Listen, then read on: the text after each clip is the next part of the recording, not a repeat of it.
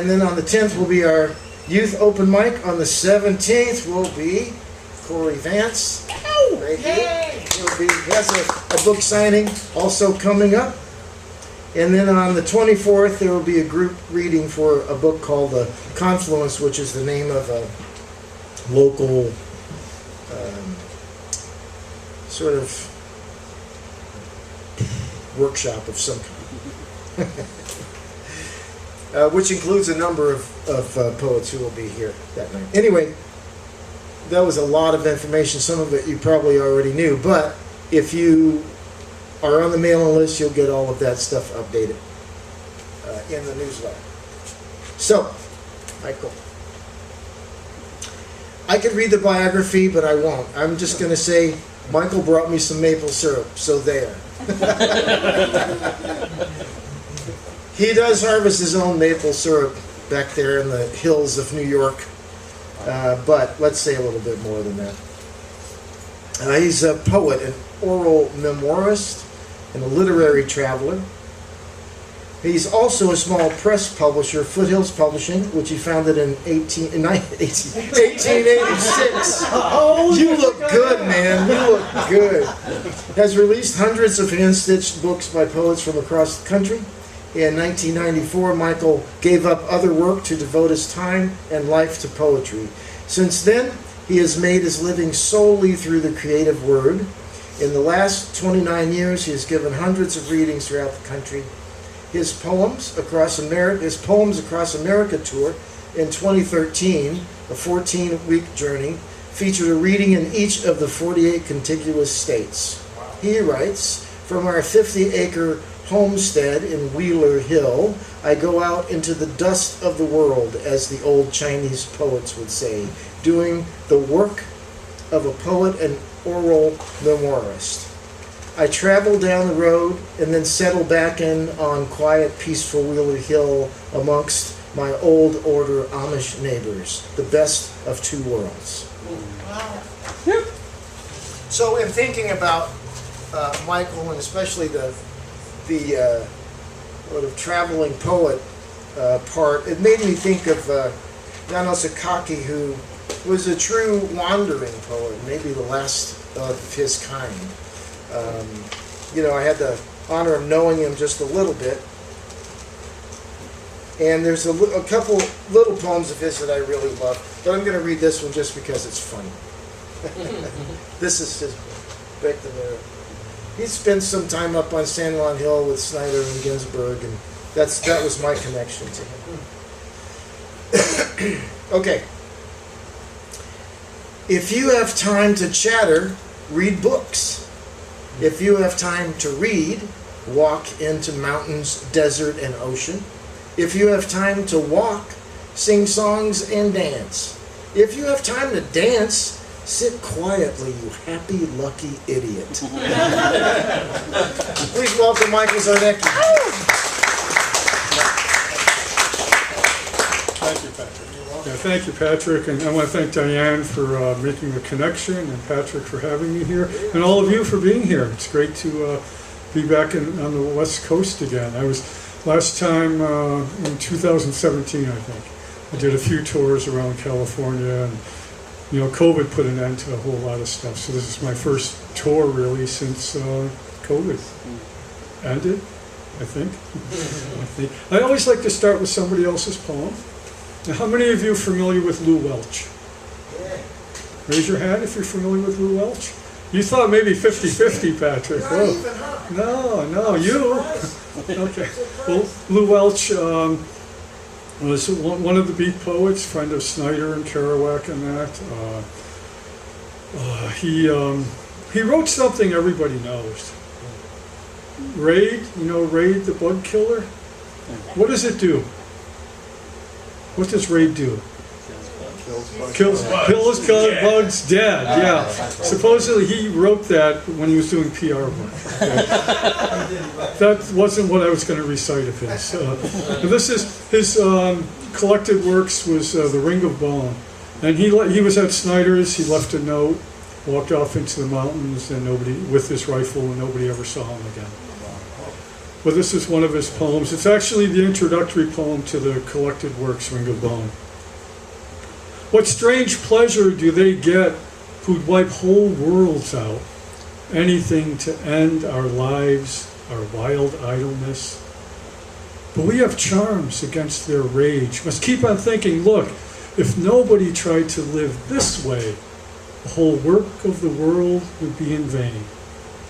And now and then, a son, a daughter, hears it. Now and then, a son, a daughter, gets away. So Lou Welch. And one other real short poem of his that I sometimes have recited to strangers. Getting bald.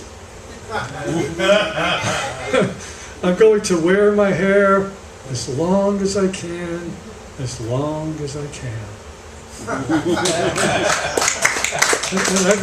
Well, tell me that again. I got to remember that. They'd ask me, you know. So I am doing my first poem. The rest of them will be mine. I'm going to dedicate to Megan, sitting in the front row. The only person brave enough to sit in the front row, right? That's my girl. And I asked her if she knew what a chickadee was, and she said, "Oh, a little bird." I said, "Yes." So Megan, this poem is called "Seeing Eye to Eye with a Chickadee." And you know, you could feed chickadees by hand. They'll come to your hand for seeds, and I've done that many times. And one time I went out to feed by hand, and I did something different. And this is what I did, okay? Seeing eye to eye with a chickadee. I know it's just for food you come. That's okay. It all gets down to food anyway, one way or another. Yet when I tip back my head, lay a few seeds in my beard, hear you call, dee-dee, dee-dee, then flutter just above my eyes, feel your feet grasp my beard as you peck down for a seed, then fly off to a nearby tree to eat, and return again and again.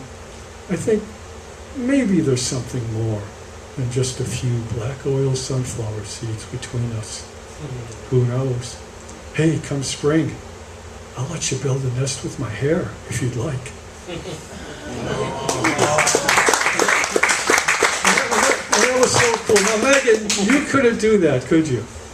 No. But maybe your dad could if he, you know, grew a little.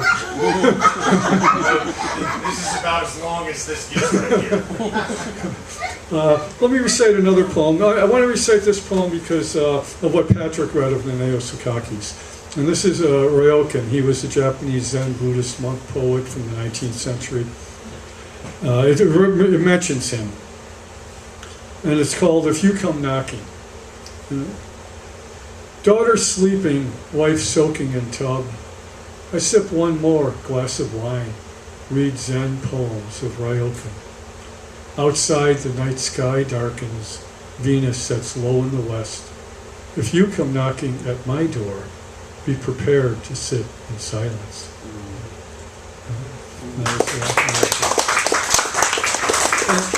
And one other poem let me recite too. For the echo of what is past. And one of my favorite poets, my poets, Robert Frost was the first influence. Robinson Jeffers, how many are familiar with Robinson Jeffers? Yeah, he was my second influence. And then Gary Snyder. And then Gary led me to the Asian poets, you know, and I've been stuck there ever since, you know, and that's okay. This is called For the Echo of What Is Past. And in Zen, the term aware in relation to Zen has to do with autumn. It's sort of that time of the year where, you know, not exactly melancholy, but, you know, you get, and I tried to capture that with this poem. And Dao Chen was a poet from the 4th century, China, one of my favorite Asian poets, and I mention him in here. Dao Chen would understand. I sit drinking wine, chanting poems, dreaming of mountains. Bills pile high at the door, white hairs infiltrate my beard. Daughter approaches womanhood, young son no longer crawls. Late autumn, already snow has covered the ground. Sipping wine, I shiver as a cool breeze caresses me from behind. Autumn Autumn and snow has already covered the ground. You don't understand that, do you? How many of you grew up in the East, though? Yeah, yeah. There's always some Easterners out west from you, yeah, somewhere. So. I've got books back there and a card for contact if you want my email, etc. Be in touch. Any book is $10 today. They're marked higher, but $10 any book. And I want to read this poem from. This is Never Stop Asking for Poems. The first few I recited are in here, but it was selected works that's now 15 years old. And this is called Seeing Across the Chasm, and it's in 5 parts. 1. Riding a Greyhound from Duluth, bus crowded, a little girl 4, maybe 5, across the aisle and ahead, keeps turning, looking at me, then pointing a finger, calls out loud, "Look, Mom, there's a monkey." "No, dear, that's a man." The embarrassed mom turns the child around, rides quietly the rest of the way to the Twin Cities. 2. In the corner of the bog, wet sphagnum soaking through clothes to skin, turkey vulture soars overhead, black V tottering against blue sky. I wonder, would he come for me, food on this bog, if I lay quiet and still? I drop to my side, but he's already gone. No need to pretend. Vulture eyes are sharp and wise. 3. In one night, a weasel kills 4 rabbits. One head gone, another severed, 2 others pierced through the skull. "Trap it," says a neighbor. "Clear the hill of weasel." No, I should build a safer hutch. My fault, not weasels. The neighbor doesn't understand. Our rabbits are dead, the weasel's to blame. A year later, working outside, a brief movement catches my eye. Weasel darting out from under a tarp, then back in. My daughter watches with me. 10 minutes, the weasel, soft brown fur, pink nose, big ears, curious as a kitten. 4. I continually think we've gone too far from home. Not just cities and suburbs, but even here in Susquehanna, hills and valleys. Not just concrete and steel, but alienation even in forest and field. Kill the weasel. Skunks carry rabies. Don't touch that newt, that mushroom, that toad. Where are our roots? Whose bridge did we burn on the way to the 20th century? 5. There is no need for mom to be embarrassed. No need to turn daughter away from my direction. She only spoke what she saw. Maybe she sees from the other side of the chasm, sees what we don't allow our eyes to see anymore. Look, Mom, there's a monkey.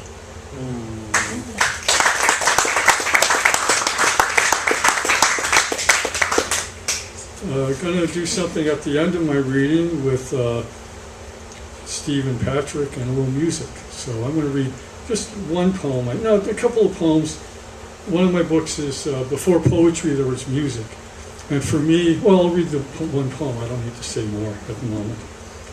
And this poem, and this book, and a few other books are all spontaneous poems. Every day at night before I go to bed, I write a new spontaneous poem. No pre-thought, no editing, changing anything, just as it comes out. And I post it on Facebook, and it's well over 3,000 of those now. They've become a daily practice for me. So all the poems in this book, are from there, and they don't have titles. And some of you, how many of you are into folk music, the old folk music from the 60s and that? Okay, you might recognize some of these names then. As temperature plummets outside, I'm inside, near wood stove, listening to mid-60s folk music. Oaks, Paxton, Rush, Judy, Joni, Donovan, Buffy. I'm back on Goodyear Street a half century ago.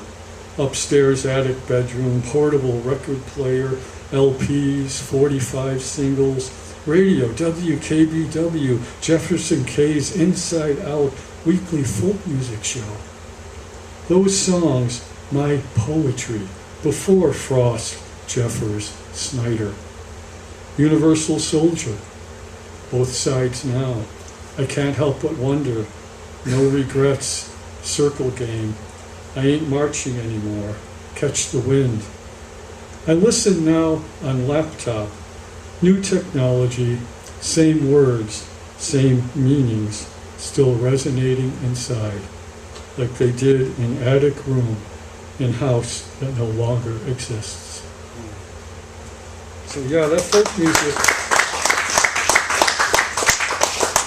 that was my poetry.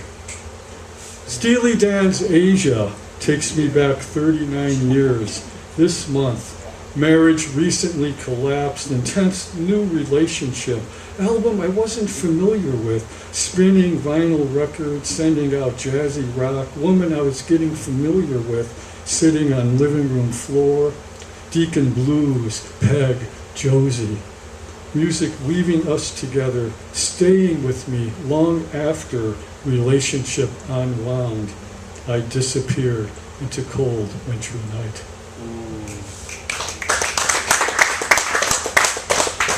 And one poem, the last few poems in this book, young woman plays piano one last time in bombed out house. Young violinist plays Ukrainian folk song in basement bomb shelter.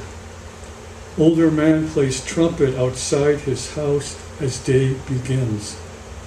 In midst of carnage, in midst of barbarism, music is defiant presence.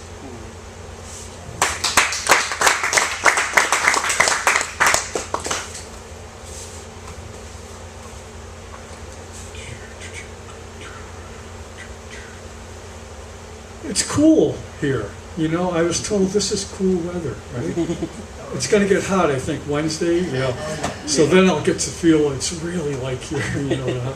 But it's been really pleasant, you know. Yeah. So many days without sun. Today, when it appeared, nearly a shock, a revelation, realization that it still exists. Yet later, another insight. Not just sun, but shadows also have been absent in my life. And we get clouds. I live, you know, more like Western New York. Anyone know where Corning, New York is? Rochester. I live between Rochester and Corning, more, you know, closer to Corning. But Lake Erie, Lake Ontario, I mean, they just generate clouds, you know, and it's like, oh.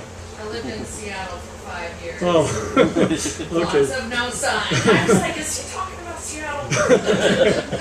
Okay, yeah, more so than even me, probably. Yeah, more so. Just one or two other poems. This is called Wild Voices Come When They Will. It was the first of the spontaneous poems books. Okay, the traveling. I quit college when I was a junior in college and bought a backpack, tent, and sleeping bag and went on the road with my thumb. And I left Buffalo, and I always went east because everyone was going west, you know. And so I went to the Adirondacks, Green Mountains, White Mountains, Acadia National Park, Nova Scotia. And about 30,000 miles off and on over 3 years, and it changed my life. This is a poem from that time, you know, about that time period. An old memory surfacing, hitchhiking days, Westfield, Massachusetts, one-night stay in communal house. Middle of night conversation, deep sharing of thoughts while others slept. Her name long out of mind, her invite still remembered. Sudden, sweet connection, so meaningful back then, still longed for today.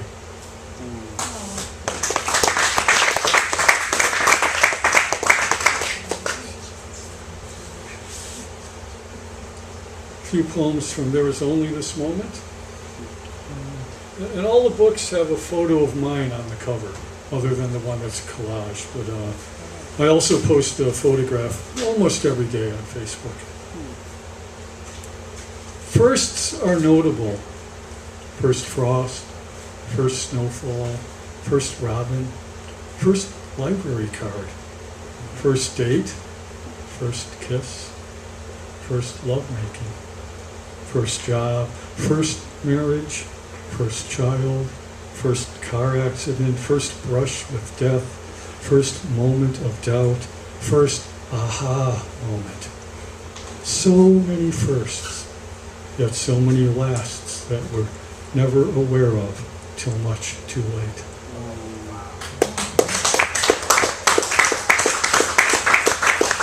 Unfortunately, I've lost a couple of, one dear friend, one of the closest male friends of mine, just a couple months ago, and two other poet friends in the last few months.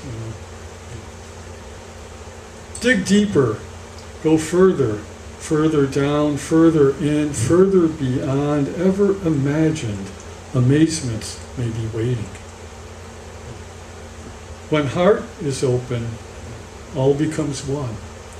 No boundaries, no limits, all accepted, all embraced, nothing rejected, nothing despised. Heart separate from mind, heart more pure, heart more divine. There is no other way.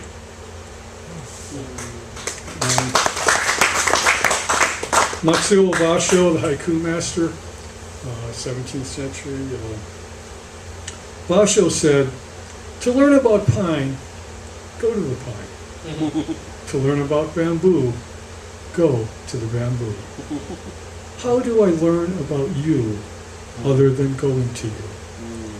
You being there, I here. How do I go to there? How do you come to here? Always distances between, sometimes physical, most times some other distance. Can we bridge that distance, join somewhere between here, there? Maybe meet at pine, rendezvous at bamboo.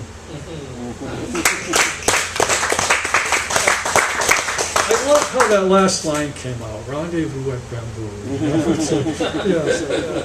Can't do better than that, you know. And again, all these poems are just written in the moment with no changes whatsoever.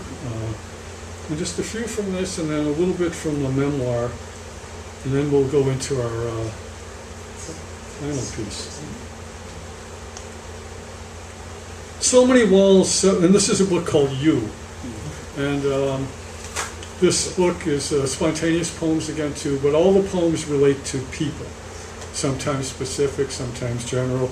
And that's a photo actually on the northern coast of California. A friend of mine, foggy, you know, yeah. It's like, up by Arcata, Trinidad area. Yeah. So many walls separate you from me.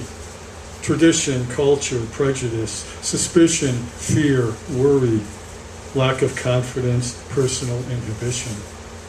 Let's break down those walls. You from your side, I from mine. Brick by brick, layer by layer, till nothing remains between us, just wide open space where we can join eye to eye, hand in hand, heart to heart.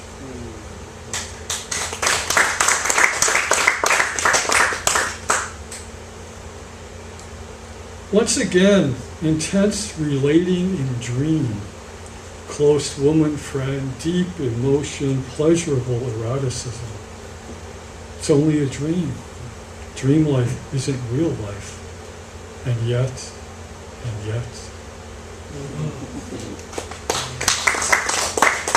How often you want to just go back to sleep, you know?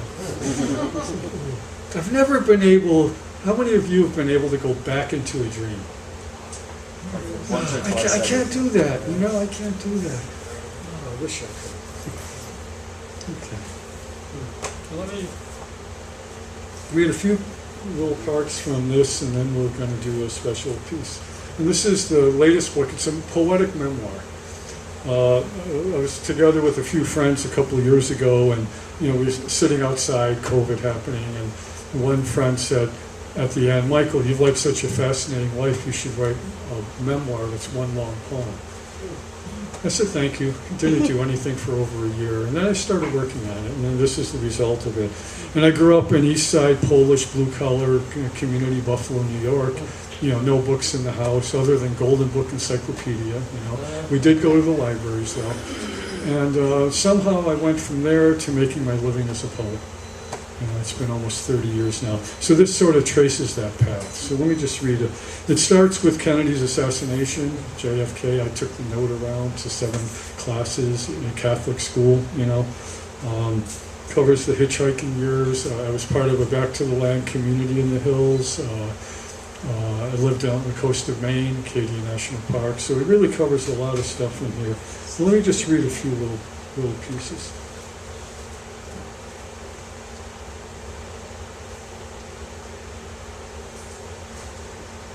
Spring 1971, second semester, junior year, too many philosophy classes. Asked myself why I was still there. Didn't have a good answer.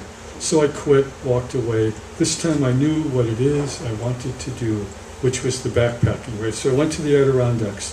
My first time ever backpacking. On one of first nights on trail, in front of small campfire, sudden crash of falling tree. This was so real, not like sitting in philosophy class discussing if tree falls in woods. I was there in mountains, heard real tree crashing, real woods, a sign, this is where I should be. Yeah, you know, you have those signs happen along the way saying, yeah, you're on the right path, you know?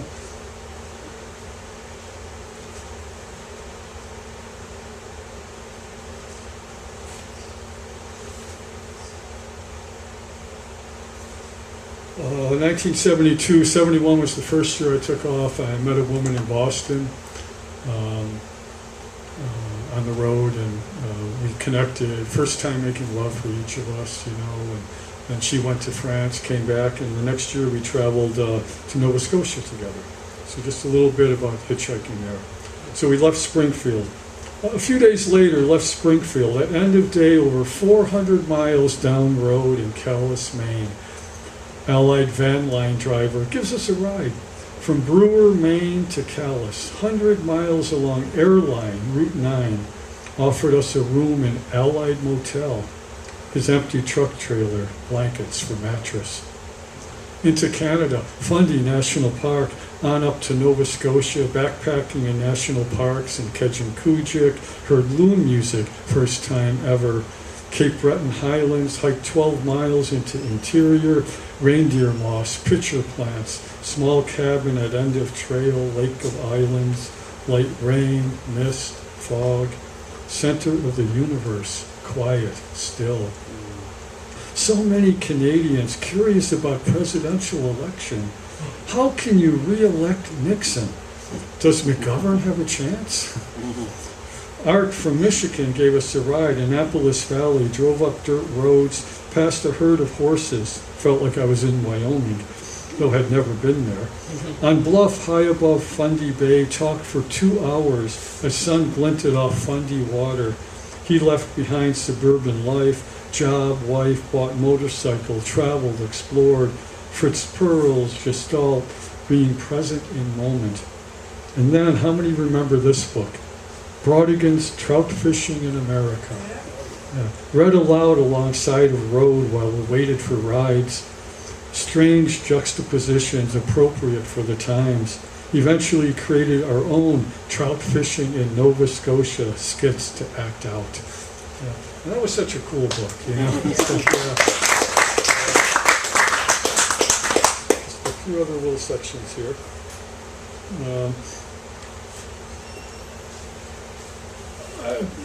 Background, you don't need much background, but it was late October and I had to get to a place to go to the unemployment office the next day. I had to get there to sign in. And my friends dropped me off. I was about 50 miles from where I needed to be in the morning, and it was 10 o'clock at night, whatever. And this explains what happened. I needed to get to the farm, that's part of that community in the hills, 50 miles away, had small backpack, tarp, sleeping bag, had them drop me off east of Olean an hour after sunset. A few short rides, then nothing. country road, not much traffic. Decided to sleep in field. Laid out tarp, crawled into sleeping bag. After an hour realized no way I'd sleep. Clear night, late October cold. Got up, started thumbing, another short ride, then decided to just walk. Not even tried to catch a ride. If I walked all night, by morning I'd be where I needed to be. So I walked. Orion, waning moon, my companions. They side by side headed west as I made my way east. I sang traveling songs. I thought of people in my life. I questioned life path I was on.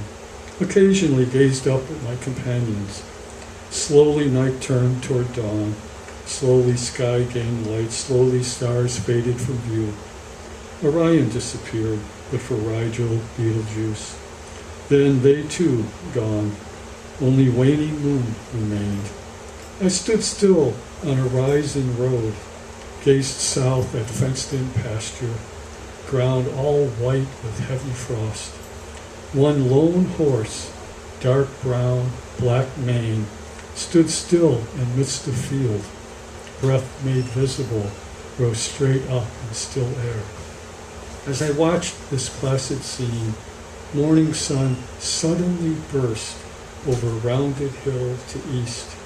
Sunlight illuminated field, horse, breath. Field, horse, breath transformed from what they were to something transcendent, something transformed within me. Had sudden realization, we are all one. There is no separation.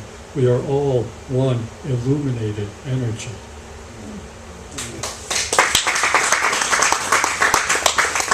I thought you were going to steal the horse.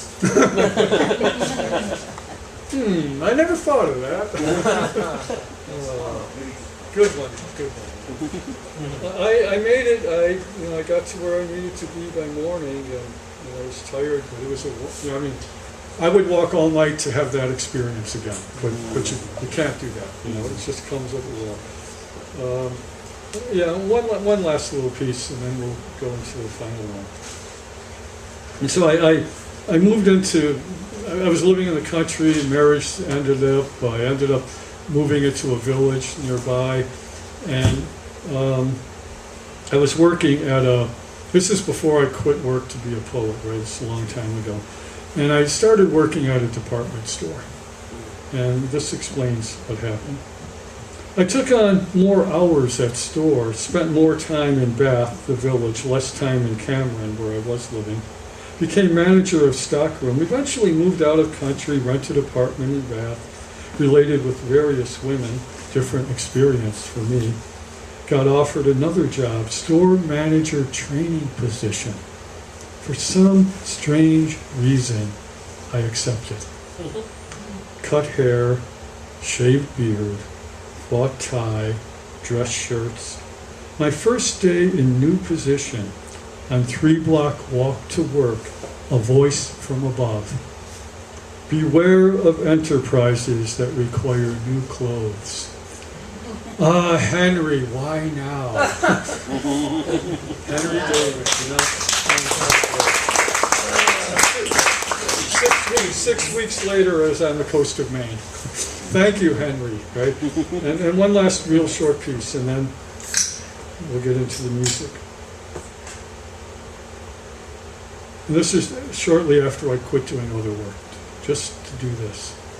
I lined up more, it's a learning process. I didn't know what I was doing back then, I lined up more poet and schoolwork, set up readings, workshops, new Foothills books, the publishing non-existent, no money for publishing, enough just to support family. Soon I had a realization, 2 words I never connected before, poetry/poverty.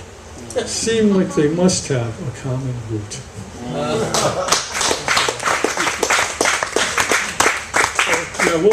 We'll end there. Like I've said many times, life is rich. Life is rich. The poverty level. I still live on a poverty level existence. but somehow I've worked out land, buying land. Life is rich, and I wouldn't change a thing. Wouldn't change a thing. So now we're going to do something that I brought up to Patrick if he'd like to do this, and he said sure, and I said I have done this with musicians. Yeah, we can take this right off. I don't need it. No. Pay attention to where I am. And what this is a piece. In 1996, I went cross-country as a poet for the first time. I drove Route 20 from Boston to Newport, Oregon, longest road in America. And I didn't have enough money to do the trip. I ended up bartering for rooms, and I talk about this in the memoir. I slept in the back of the car the first night. Second night I was at a diner, and it was a diner motel, and I had this idea. I went up to the owner, said, "Hey, if you give me a free room for the night, I'm writing a book, I'll acknowledge you on the acknowledgments page, and when the book comes out, I'll give you enough free copies for the book." He was, "Sure, why not," right? So I did that cross country, all the way cross country, and I've done that since then. You know, I'll be at a reading if I don't have a place, booked for the night. I'll tell that story and say, "Hey, anyone have a spare couch or so? I'll trade a few books." And what a wonderful experience it is. But when I came back the following year, I was working on the book, and I was helping book music at a friend's cafe, and this group that was going to be playing called me a week ahead of time and said, "Hey, Michael, one of our sets is going to be traveling music, and we'd love for you to bring some of your poems, and we'll play with you while you read." And I had not done that at the time. This was back in '97. So I said, "Sure, wow, that'd be great." So instead of taking old poems, I wrote this piece that we're going to perform tonight specifically for that. And it was written in, I think, 12 short parts with a little break in between, for a little music. And it's called Elegy for the Road, Kerouac's Ghost. And there's two voices here. I'll be the main voice, and Patrick is going to be the second voice. The sub-main. Yeah, and he seemed to be perfectly typecast for this voice. Perfectly typecast for this voice. So see what you think afterwards, okay? So we'll see how that goes. Elegy for the Road, Kerouac's Ghost. So see if you can hear where this changes. We'll do that a little intro and you come back. Nod as well. Okay.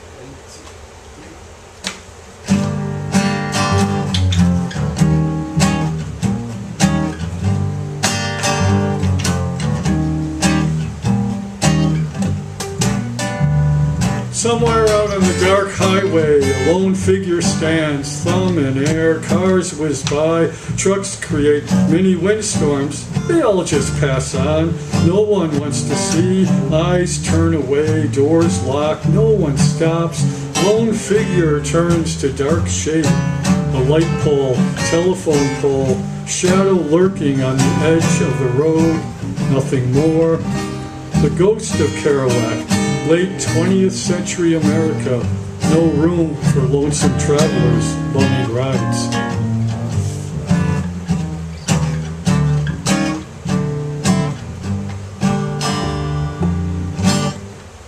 It's not safe anymore. Careful, don't open yourself up. Everyone's out to get you. Everyone's full of fear, no compassion, no trust, no sense of shared experience. Almost no one hitchhikes anymore. Get your own car, pay your own insurance. Don't count on me to be kind, pick you up, get you where you're going. What's wrong? Can't you work a steady job? Don't you know it's your kind that's dragging down this great country? What if we all lived like that? Went around thumbing rides, took off on a whim, traveled the long highway? Who'd do the work needed to build the cars you ride in? Who'd pay the bills? You think life's just a game, all the time doing what you want? Well, if it was up to me, I'd make sure you got your hair cut, wore clean clothes, worked a real job, added your fair share to the economy of our country. Jeez, there's enough freeloaders around just sponging off the rest of us. It's not just a game. You can't be a dreamer and make it in this world.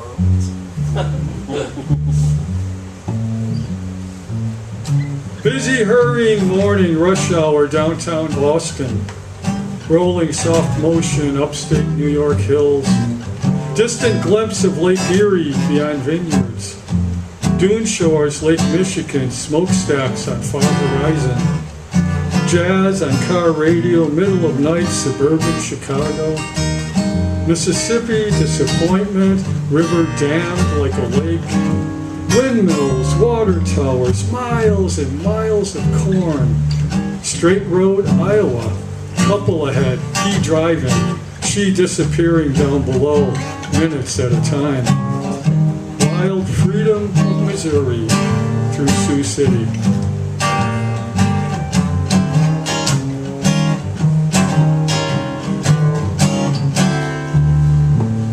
On and on, the road rolls and rolls, mile after mile after mile. Carry me westward, keep me moving, carry me westward till the end.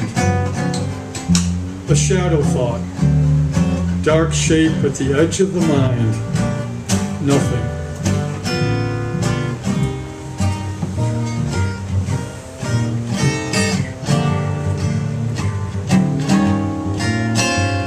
Soapweed covered dry sandhills in Nebraska, the glitter of uncountable stars, black night Wyoming, freight train zip, zip, zipping through sagebrush rangeland, Yellowstone bison munching grass, bellowing bull elk, talking with raven on cliff edge, dark shape again, lava field, one day hiking Black Butte, next morn flying over lava fields, cinder cones, glacial lakes far below.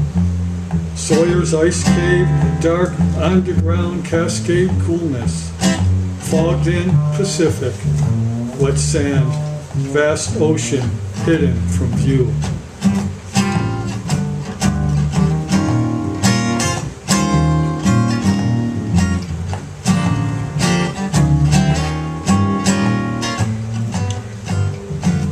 Almost no one hitchhikes anymore. Back and forth, 6,500 miles, no pack on back, thumb on road. No hitchhikers, adventurers, the ghost of Kerouac, alone, watching from the dark night, a shadow standing, sighing. No Dharma bums, Zen lunatics, rucksack revolutionaries.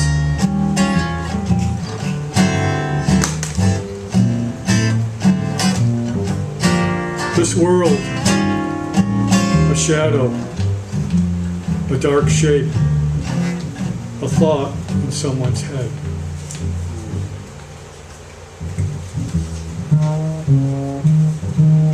Walls close in on empty space, TV, computer screens, virtual video games, virtual reality, more real than... Hey Jack, wasn't it you who wrote? But then they danced down the street like dingle-doties, and I shambled after, as I've been doing all my life, after people who interest me, because the only people for me are the mad ones, the ones who are mad to live, mad to talk, mad to be saved, desirous of everything at the same time, the ones who never yawn or say a commonplace thing, but burn, burn, burn, burn, like fabulous yellow Roman candles exploding like spiders across the stars.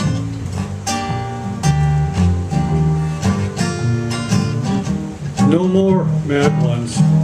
They're gone, gone, gone away. All commonplace words. None who are mad to live, mad to talk, mad to be saved.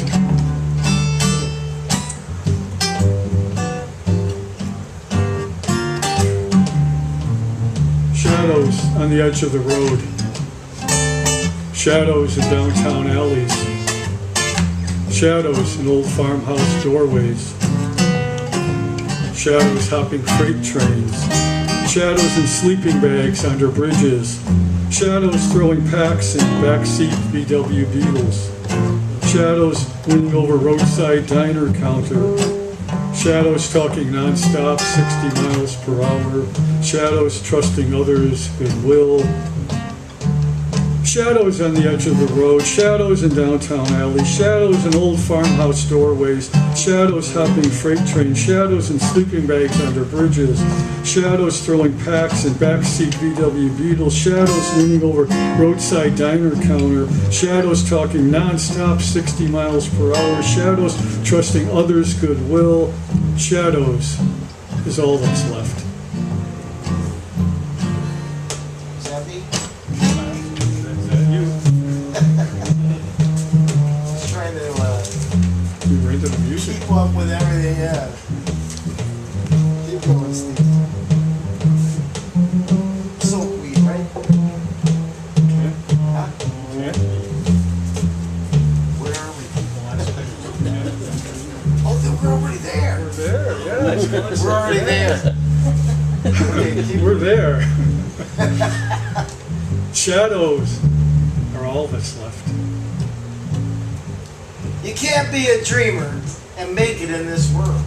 You can't be a dreamer and make it in this world. You can't be a dreamer and make it in this world. You can't be a dreamer and make it in this world. You can't be a dreamer and make it in this world. You can't be a dreamer and make it in this world. You can't be a dreamer and make it in this world.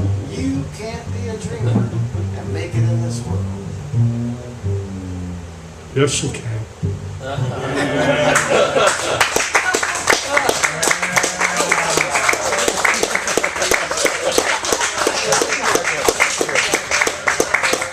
Patrick, yeah. Didn't I tell you he was perfectly typecast, right? I missed the entire section. I didn't know where I was in the beginning, and I ended up in the exact same spot. Hey, thank you, everybody, Thank you, for Michael. being here. Yeah.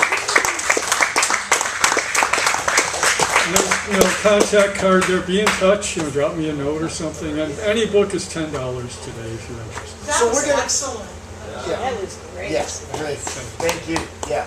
So we're going to take just a quick break before the open mic. So if you want to go back and look at some books, please do.